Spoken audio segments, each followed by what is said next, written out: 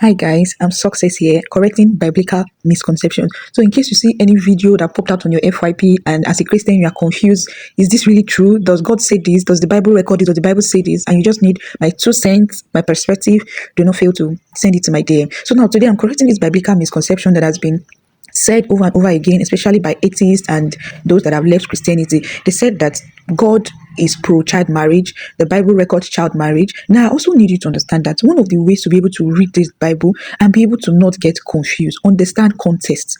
When I mean context, understand the circumstance surrounding that verse, understand the cultural times surrounding that verse, understand who is writing it, to who are they writing it to, why are they writing it. You don't just pick one verse and just start saying it. Another thing you need to understand that these verses, people pick it and in your own myopic understanding, you are reading it as if maybe that Bible was written in today's world. No, you will only be saying something that is factually wrong, biblically incorrect.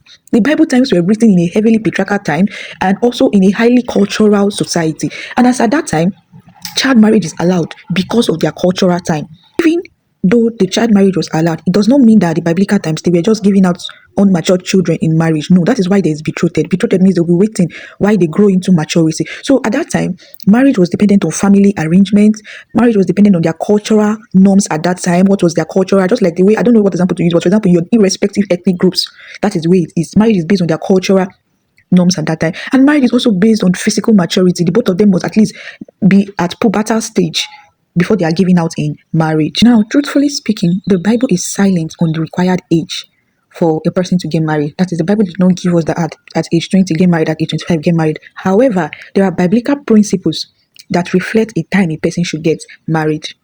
Now, one of the biblical principles that reflects the age when somebody should get married, I want you to understand that somebody can be 30 and not be matured yet. Somebody can be 25 and be matured. So the Bible focuses on what is core, what is important, and not what is age. Genesis 2:24 says, "A man shall leave his father and his mother."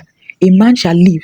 That is expressing that any man that is deciding to get married, it talks about independence. You should not be still dependent. It talks about maturity because you must have been matured to be able to say you are leaving your father and mother to be able to fend for yourself. Genesis 2:24, a man leaving his father and his mother, cleaving to his wife, talks about maturity, responsibility, independence, readiness, and all of these you cannot say in a word, a child. To the New Testament, we have Ephesians chapter 5, we have 1 Corinthians verse 7, talks about mutual care, talks about true love, consent like willingness, and all of these attributes cannot be found in a child. So do you see what I mean? That the Bible does not give an explicit age where you can get married, but it gives an explicit attributes, responsibilities, character traits that you need to possess before you can say you want to get married. And from all of these character traits, you know that this cannot be found in a child. It can only be found in a grown individual. Genesis